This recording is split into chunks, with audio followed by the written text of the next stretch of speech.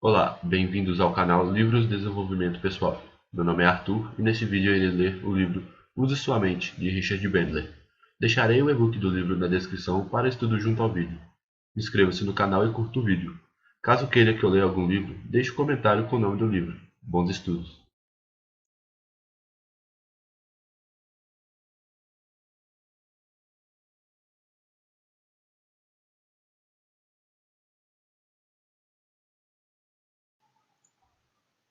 Usando sua mente, as coisas que você não sabe que não sabe.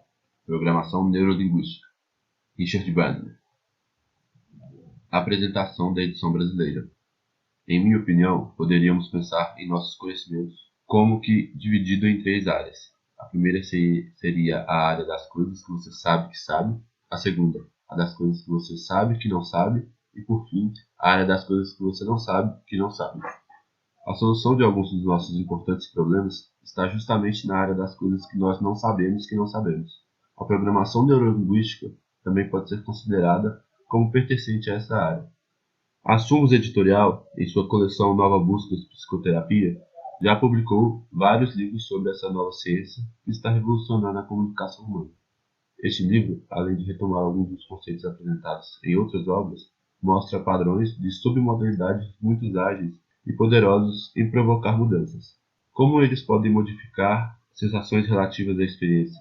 Podemos lidar diretamente com a representação de nossas experiências em nosso subconsciente. Convidamos você a experimentar o que é apresentado aqui, e não se surpreenda muito com as mudanças que você vai conseguir.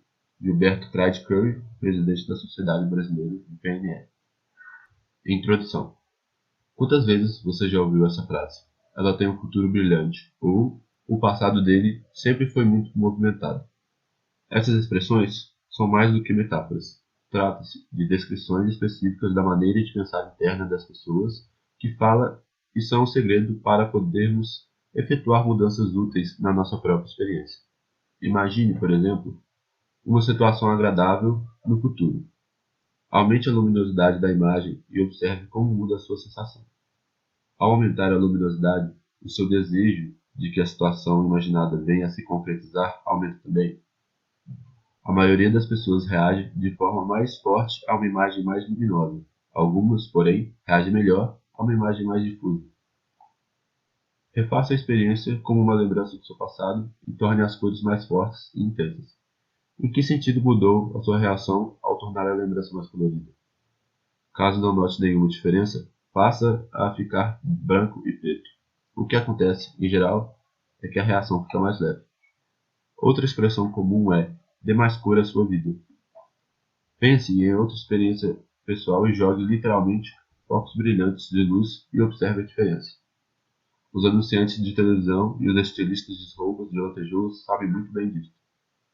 Um conselho dado com frequência a respeito de eventos desagradáveis é: jogue seu passado fora. Pense em algo que ainda faça sentir-se mal e repare a localização e a distância da imagem. Provavelmente ela está em frente e próxima a você. Leve-a para mais longe. De que forma sua lembrança é mudada? Acabamos de dar alguns exemplos da simplicidade e da força dos novos padrões das submodalidades da PNL, desenvolvidos por Richard Bandler nos últimos anos. Um dos padrões iniciais da PNL refere-se à ideia de modalidades e sistemas representacionais. Qualquer experiência nossa é revista através de representações do sistema sensorial, imagens visuais, sons auditivos e sensações sinestésicas. Nos últimos 10 anos, grande parte do treinamento de PNL destinava-se a demonstrar maneiras práticas e rápidas de como utilizar a noção das modalidades para transformar sensações e comportamentos. As submodalidades são elementos menores de cada modalidade. Por exemplo, algumas das modalidades visuais são luminosidade, cor, tamanho, distância, localização e nitidez. A ideia de submodalidade revela um novo campo de padrões da mudança, que são ainda mais rápidos, mais fáceis e específicos. Decidimos deixar de lado grande parte do que estávamos fazendo ao termos contato pela primeira vez com a PNL no final de 1977, para nos dedicarmos ao estudo dessas novas maneiras, estimulantes e rápidas, de mudanças de comportamento. Naquela época, Richard Bandler e John Grinder trabalhavam juntos para o desenvolvimento deste novo campo promissor. A PNL mostrava como seguir o processo interno de alguém através de seus movimentos oculares, como eliminar reações a sentimentos desagradáveis em questão de minutos, e muito mais.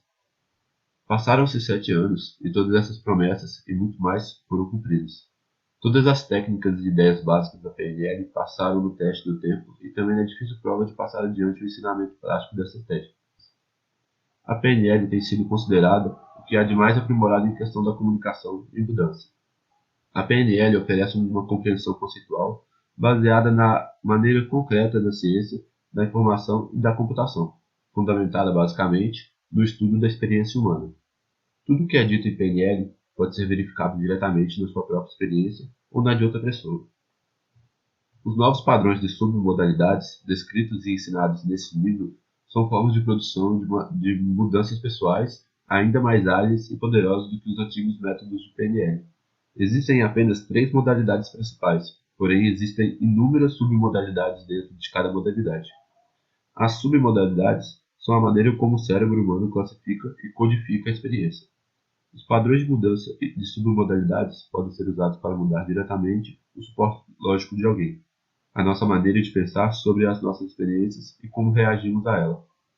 Alguns críticos objetam a maneira fria e deveras técnica, segundo eles, da PNL. Argumentavam que, apesar de funcionar bem com hábitos simples e fobias, não tratava dos problemas existenciais profundos. Estamos curiosos em saber o que esses críticos diriam a respeito das mudanças de percepções e crenças demonstradas nos capítulos 6 e 7. Este livro abre-nos as portas para as novas formas práticas de compreender a maneira como funciona a nossa mente. E, o que mais importante, ele nos ensina princípios simples para que possamos dirigir o nosso cérebro. Como mudar as suas experiências se não estiverem satisfeitos com elas e como aumentar a sua satisfação quando tudo está funcionando bem. A maioria das pessoas tem a capacidade de fazer pequenas adaptações em princípios já conhecidos e fazer, de vez em quando, pequenas inovações. A genialidade de Richard Bandler reside em sua inigualável habilidade de criar, repetidamente, novos princípios e torná-los acessíveis para outras pessoas. O seu senso de humor talvez pareça mordaz e arrogante, principalmente quando dirigido a psicólogos e psiquiatras. Outros especialistas também recebem sua opinião. Isto é compreensível quando se sabe que, apesar da cura de fobia e trauma na PNL ter sido publicada pela primeira vez há mais de 6 anos, a maioria dos psicólogos continua a acreditar que são necessários meses e mesmo anos de conversas e medicamentos e muito dinheiro para se curar uma fobia. Nós sabemos o quanto é frustrante ouvir isto é impossível, quando já demonstramos centenas de vezes que é possível e ensinamos outras pessoas a fazê-lo de forma durável. Quando algo de novo aparece em qualquer ramo industrial, empresários do mundo inteiro querem usá-lo imediatamente, porque sabem que, se não o fizerem, os seus concorrentes o farão. Infelizmente, ainda existe muita inércia no campo da psicologia, onde os profissionais ganham mais se levarem mais tempo para resolverem o problema. Do momento em que a competência é recompensada, os métodos modernos e benefícios levam muito mais tempo para serem assimilados. Muitas outras pessoas já lastimaram a inércia no campo da psicologia. Salvador Minuchin, conhecido inovador no campo da terapia, disse recentemente: de que forma as pessoas reagem às nossas descobertas no campo da pesquisa, defendendo seus próprios paradigmas? Como resposta a nossos conhecimentos, existe sempre a preocupação em continuar a fazer aquilo que foi aprendido. Apesar dessa inércia, existem muitas exceções no campo da psicologia e da psiquiatria, profissionais ávidos por aprender novos métodos que tornem o trabalho mais rápido, melhor e mais bem acabado, beneficiando assim os seus clientes. Esperamos que esse livro venha a cair em boas mãos. Há alguns anos percebemos os novos caminhos que estavam sendo explorados pelo talento de Richard Bandler e sentimos como esses novos padrões poderiam tornar-se mais úteis se fossem mais conhecidos. Porém, o que nos levou a editar este livro foi o nosso fascínio e profundo interesse em relação às submodalidades. O nosso material compunha-se de fitas e vídeos de transcrições de inúmeros seminários e workshops organizados recentemente por Richard Bandler. Em seguida, classificamos e organizamos o imenso material de que dispunhamos, fazemos pessoalmente cada uma das experiências e ensinando às outras pessoas, para aprofundar mais os nossos conhecimentos. Então, com base no que aprendemos, reunimos material em forma de livro. Tentamos, por um lado, manter o estilo dinâmico dos seminários e, por outro, reorganizar e colocar em ordem o material para facilitar a compreensão do leitor. A maioria dos livros, quando publicados, tratam de temas já defasados há 5 anos e mesmo 10 anos. O objetivo deste livro tem cerca de 3 anos. Existem muitos novos padrões de submodalidades que estão sendo ensinados nos seminários de PNL e Richard continua a desenvolver novos padrões. Um dos princípios básicos do PNL é que a ordem ou sequência das experiências, assim como as palavras que compõem a frase, afeta o seu sentido. A sequência dos capítulos desse livro foi estabelecida de maneira cuidadosa. Aconselhamos que sejam lidos em ordem, já que a maior parte do que será descrito nos capítulos subsequentes pressupõe o conhecimento dos capítulos anteriores. Outro princípio básico da PNL é que as palavras são etiquetas inadequadas das experiências. Uma coisa é ler sobre como pregar um prego. Outra é sentir um martelo em sua mão e ouvir o ruído característico de um prego penetrando na sua parte lisa da madeira. Outra ainda é sentir a vibração e o movimento do martelo e ver o prego entortar quando existe um nó na madeira. Os padrões ensinados neste livro são ferramentas. Devem, portanto, ser usados para que possa compreender a maneira como funcionam e há que se ter prática para usá-las bem. É possível passar uma vista de olhos para ter uma ideia do que se trata o livro. No entanto, se o que deseja é usar as informações aqui contidas, use-as em seu próprio proveito e no de outros. Senão, seu conhecimento será simplesmente teórico. Capítulo 1. Quem está ao volante? A programação neurolinguística foi assim por mim designada por não querer me tornar um especialista em um assunto específico. Na faculdade, sempre fui um dos que não conseguiram formar uma opinião e decidi continuar assim. A PNL simboliza, entre outras coisas, uma maneira de se examinar o aprendizado humano. Mesmo que muitos psicólogos e assistentes sociais usem a PNL para fazer o que chamam de terapia, acho mais apropriado descrevê-la como sendo um processo educacional. Estamos, essencialmente, desenvolvendo formas de ensinar as pessoas a usarem seu cérebro. A maioria das pessoas não usa o seu cérebro de maneira ativa e refletida. O cérebro é uma máquina que não pode ser desligada. Se você não lhe der algo para fazer, ele continuará a funcionar até cansar. Se alguém for colocado em um desses recipientes de privação sensorial, o seu cérebro começará a gerar experiências internas.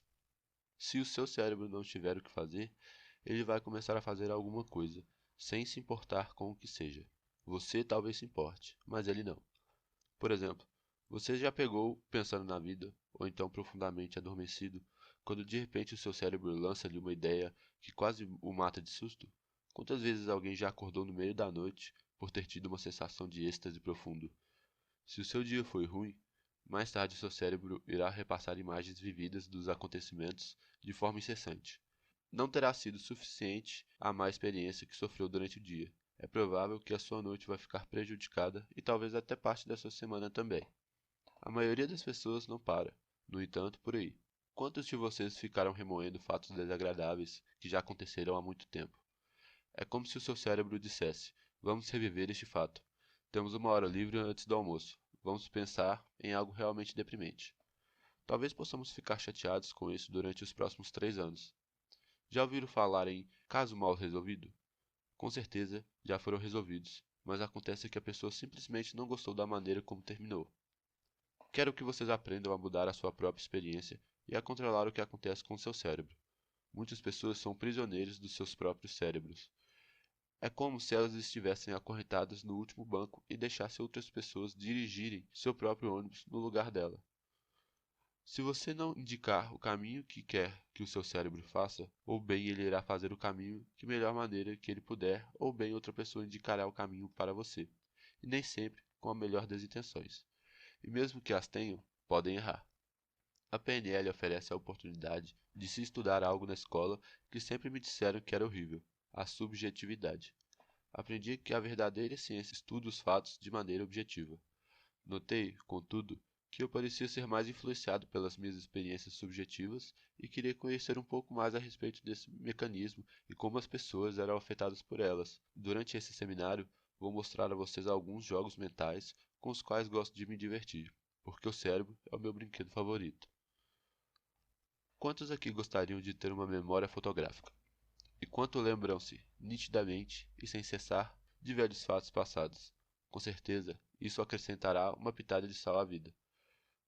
Quando alguém vai ao cinema e assiste a um terrível filme, ao voltar para casa, o simples fato de se sentar numa poltrona faz com que a pessoa tenha a sensação de estar de volta à sala de projeção. Quantos aqui já tiveram essa experiência? E ainda dizem que não têm uma memória fotográfica. Já têm uma, só que não estão usando de maneira que desejam.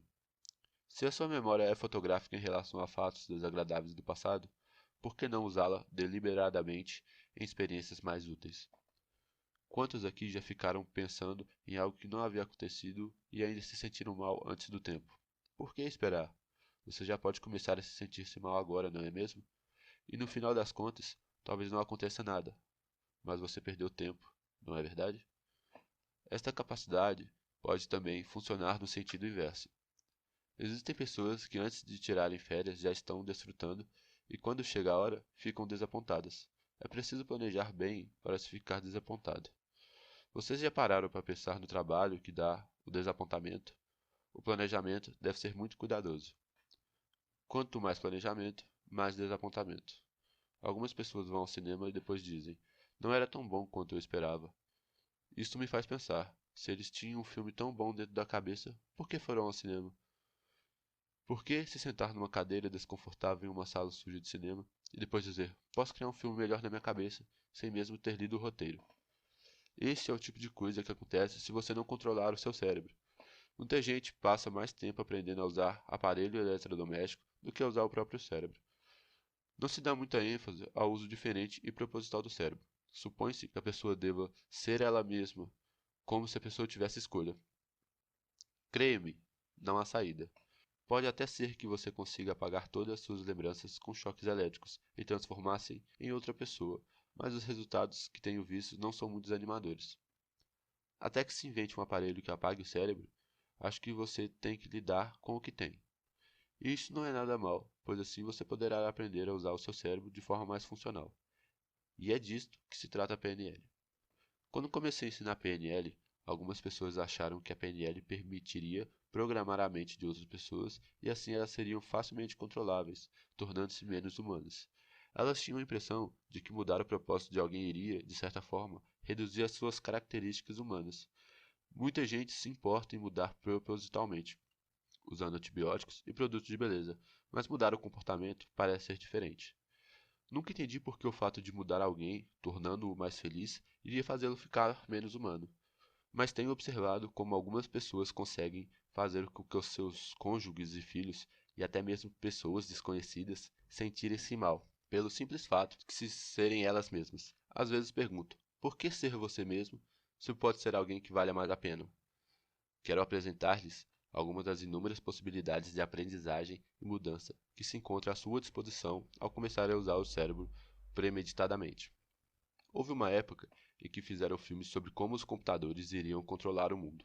Começou-se a pensar nos computadores não como instrumentos a serem usados, e sim como coisas que iriam substituir os seres humanos. Mas se vocês já viram computadores de uso doméstico, deve ter reparado que eles dispõem de programas até para a verificação de talão de cheques. Usar o computador para verificar o talão de cheques toma 6 vezes mais tempo do que a maneira habitual. Tem-se de anotar os gastos primeiros no talão e depois passar as anotações para o computador. Isso transforma computadores em simples objetos de decoração. Quando ainda é um brinquedo novo, brinca-se com ele um tempo e depois guarda-se no armário. Quando recebemos amigos que não vemos há muito tempo, tira-se o brinquedo do armário para mostrar aos amigos os jogos que já deixaram de ser interessantes. O objetivo do computador é outro, mas a maneira banal como as pessoas usam o computador equipara-se à maneira banal como elas usam o próprio cérebro. Sempre escuto dizer que deixamos de aprender há 5 anos de idade, mas não tenho provas de que isso seja verdade. Pare e reflita sobre isso. Desde seus 5 anos de idade até agora, quantas coisas fúteis você aprendeu, sem falar nas úteis? Os seres humanos têm a incrível capacidade de aprender. Estou convencido, e vou convencê-lo, de uma maneira ou de outra, de que você ainda é uma máquina de aprender novas coisas. O lado positivo dessa história é que você é capaz de aprender de maneira incrível e rápida. O lado negativo é que você pode aprender tanto coisas úteis quanto coisas inúteis. Qual dos presentes é atormentado por seus próprios pensamentos? Você diz a si mesmo: gostaria de tirar tal coisa da minha cabeça? Mas o mais incrível é que, para o começo de conversa, você tenha colocado tal coisa em sua cabeça. O cérebro humano é realmente fantástico. O que ele leva a pessoa a fazer é absolutamente incrível. O problema não é que o cérebro não consiga aprender, como nos tem sido dito com frequência. O grande problema é que ele aprende rápido e bem demais. Pense no caso da fobia, por exemplo.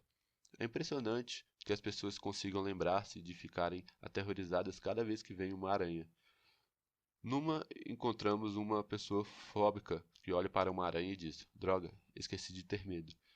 Existe alguma coisa que você deseja aprender de maneira tão profunda? Quando se olha para esse prisma, uma fobia é um tremendo sucesso em termos de aprendizagem.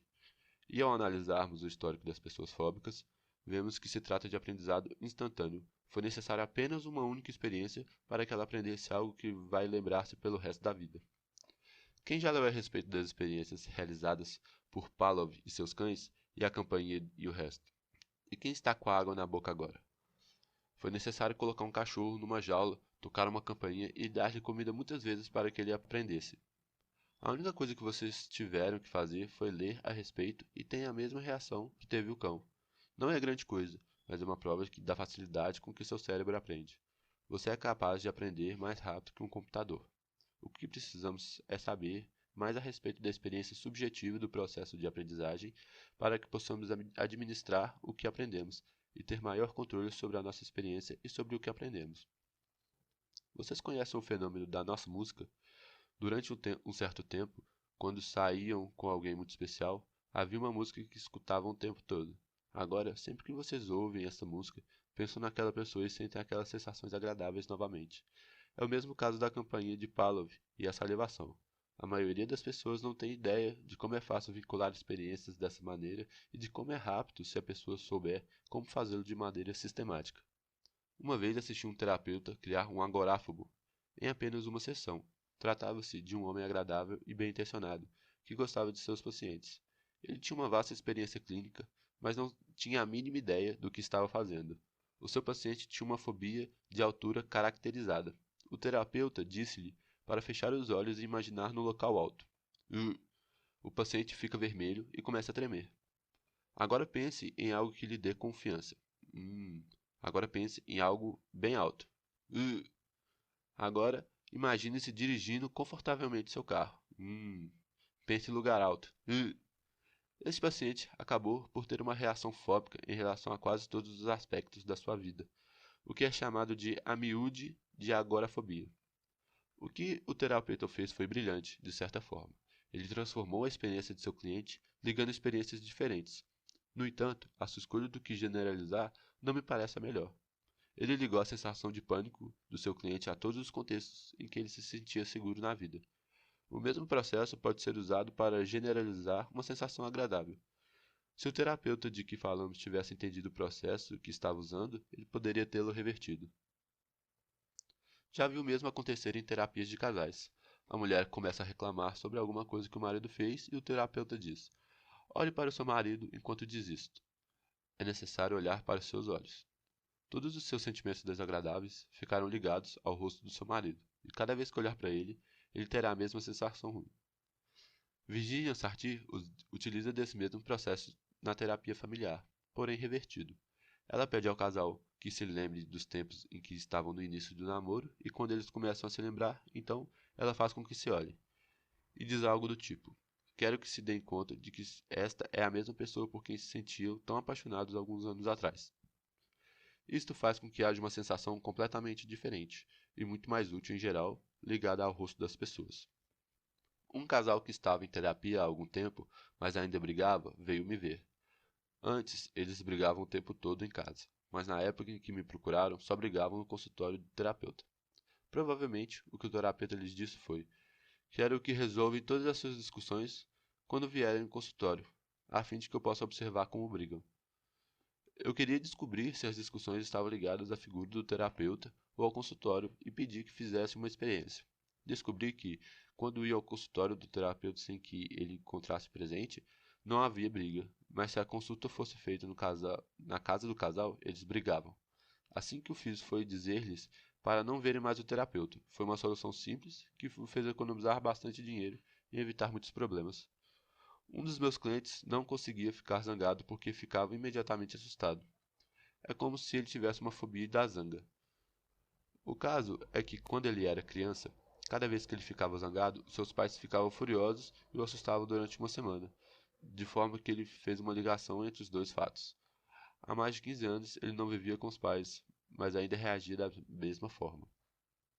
Cheguei ao campo da mudança pessoal, passando pelo mundo da matemática e da ciência de informática. As pessoas que lidam com computadores, de modo geral, não querem que o seu trabalho tenha nada a ver com seres humanos. Eles chamam este contato de sujar as mãos e gostam de trabalhar com máquinas brilhantes e de usar jalecos impecavelmente brancos. Mas eu descobri que a melhor representação da maneira como a minha cabeça funciona é, sobretudo em termos de limitação, o computador. Tentar fazer com que o computador faça alguma coisa, pouco importa se é simples ou não, é o mesmo que tentar fazer com que uma pessoa faça algo. A maioria de vocês já viram um jogo do computador. Mesmo os mais simples são difíceis de serem programados, porque se tem que usar um mecanismo de comunicação bastante limitado que a máquina possui. Ao instruí-la para executar uma tarefa qualquer, as instruções devem ser organizadas de maneira que a informação possa ser processada para que o computador possa realizar a tarefa. O cérebro, como o computador, não é flexível. Ele faz exatamente o que se manda e não o que se quer. Depois, a gente fica louco de raiva porque ele não fez o que a gente gostaria que ele tivesse feito. Uma das tarefas de programação é chamada de modelagem, e é o que eu faço. A modelagem coloca o computador para fazer o mesmo que o ser humano. Como conseguir que uma máquina ligue e desligue as luzes na hora certa e resolva um problema de matemática? Os seres humanos fazem isto. Alguns sempre bem, outros de vez em quando, e outros ainda nunca conseguem fazê-lo bem. O modelador tenta obter uma melhor representação da maneira como uma pessoa desempenha uma tarefa e torna-a disponível para a máquina. Não me importa se a representação reflete realmente no modo como a tarefa é desempenhada por alguém. Os modeladores não têm de ser donos da verdade. O que é necessário é descobrir algo que funcione. Somos os autores do livro de receitas. Não precisamos saber por que se trata de um bolo de chocolate. Queremos saber o que colocar no bolo para que saia do jeito que queremos. O fato de seguir uma única receita não quer dizer que não existam outras maneiras de fazer o bolo. O que desejamos saber é como, a partir dos ingredientes, fazer o bolo de chocolate de uma maneira detalhada. Também queremos ser capazes de saber, a partir do bolo de chocolate, que os ingredientes foram usados quando alguém não deseja nos fornecer a receita. Esta é a tarefa de um especialista da informação: decompor a informação. A informação mais interessante que se pode obter é a subjetividade de outro ser humano. Se alguém sabe fazer o que nos interessa aprender, queremos poder modelar este comportamento. E os nossos modelos vêm da experiência subjetiva. O que esta pessoa faz dentro da cabeça dela que posso aprender? É impossível obter a longa experiência que ela possui e o resultado magnífico que essa experiência produz, mas posso conseguir, de pronto, algum tipo de informação sobre a estrutura do que ela faz. Quando comecei a fazer modelagem, pareceu-me lógico descobrir que a psicologia já sabia sobre o funcionamento do intelecto das pessoas, mas cheguei à conclusão de que a psicologia consistia basicamente em um grande número de descrições sobre a falta de estrutura das pessoas. Havia algumas vagas noções sobre o que significa ser uma pessoa completa, ou real, ou íntegra, mas a grande maioria referia-se às várias maneiras de desestruturamento humano. O livro Manual de Diagnóstico e Estatística 3, usado por psiquiatras e psicólogos, contém mais de 450 páginas de descrições sobre o desequilíbrio mental. Porém, nenhuma única sobre saúde mental. A esquizofrenia é um dos mais prestigiados desequilíbrios mentais. A catatônia é uma maneira tranquila de desequilíbrio. E a histeria, apesar de muito vaga durante a Primeira Grande Guerra, esta foi uma moda atualmente. De vez em quando, ainda encontramos alguns imigrantes pouco cultos que perderam contato com o progresso. Se tiver sorte, você conseguirá encontrar um ou outro, hoje em dia. Eu conheci 5 nos últimos 7 anos, sendo que 2 deles eu mesmo fabriquei, usando a hipnose. Agora está na moda estar no limite do desequilíbrio, o que significa que não se é nem completamente louco, nem completamente são, como se fosse alguém deixasse de sê-lo. Nos anos 50, após o filme Três Faces de Eve, as múltiplas personalidades eram sempre os números de 3. Mas, depois de Sibyl, que tinha 17 personalidades, estamos vendo cada vez mais gente com múltiplas personalidades, sempre com mais de 3. E se vocês estão achando que estou sendo duro com o psicólogo, espere um pouco. Sabe, nós que trabalhamos com computadores somos tão loucos que ganhamos de qualquer um que ande por aí. Qualquer pessoa que fique sentado 24 horas diante de um computador, tentando transformar a realidade em zeros e uns, está tão fora do mundo da experiência humana normal que posso chamá-lo de louco ainda estar elogiando-o. Há muito tempo decidi que, já que não conhecia ninguém que fosse tão louco quanto eu, as pessoas não deveriam ser desequilibradas assim. O que percebi foi que as pessoas funcionam perfeitamente bem. Talvez eu não goste do que elas fazem, e tampouco elas, mas conseguem repetir seu comportamento de maneira sistemática. Isso não quer dizer que sejam desequilibradas, apenas que fazem alguma coisa diferente do que nós ou de que nós gostaríamos que fizéssemos. Se você é capaz de criar imagens nítidas dentro da sua mente, sobretudo se consegue projetá-las externamente, poderá transformar-se num engenheiro civil ou num psicólogo. Há mais recompensas financeiras para o engenho do que para o psicótico, mas esse é bem mais divertido. Tudo que as pessoas fazem tem uma estrutura, e se você descobrir que estrutura é essa, poderá saber como mudá-la. Você também poderá refletir sobre os contextos nos quais seria interessante ter essa estrutura. Pense na procrastinação, por exemplo. Que tal usá-la deixando para sentir-se mal mais tarde, quando alguém o insulta? Ah, sei que deveria sentir-me mal agora, mas vou deixar para depois. E que tal usar a procrastinação para deixar de comer chocolate e sorvete para o resto da sua vida, sempre adiando mais e mais tarde? No entanto, a maioria das pessoas não pensa assim. A base formal da psicologia é descobrir o que há de errado. Depois que um psicólogo denomina o que está errado, ele quer saber quando a pessoa sente-se mal e o que faz sentir-se mal.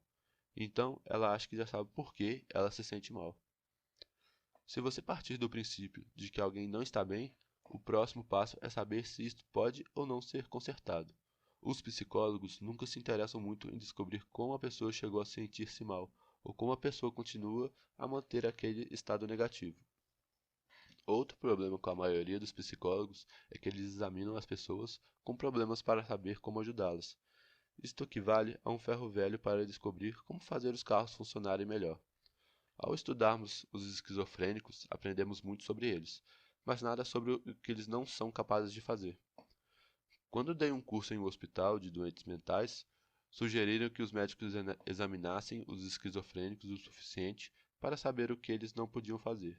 Depois, deveriam estudar as pessoas saudáveis para ensinar aos esquizofrênicos a fazer coisas que essas pessoas conseguiam fazer. Por exemplo, havia uma mulher que tinha o seguinte problema. Quando ela pensava em algo, poucos minutos depois, ela não conseguia distinguir entre o que era imaginação dela e o que havia realmente acontecido. Ela não sabia dizer se aquela imagem sobre a qual estava pensando era algo que tinha visto ou algo que tinha imaginado. Isto a fazia ficar confusa e assustava tanto quanto o filme de terror. Ele disse que quando imaginasse algo, colocasse uma moldura preta ao redor para que, mais tarde, ela pudesse ver que essas imagens eram diferentes das lembradas.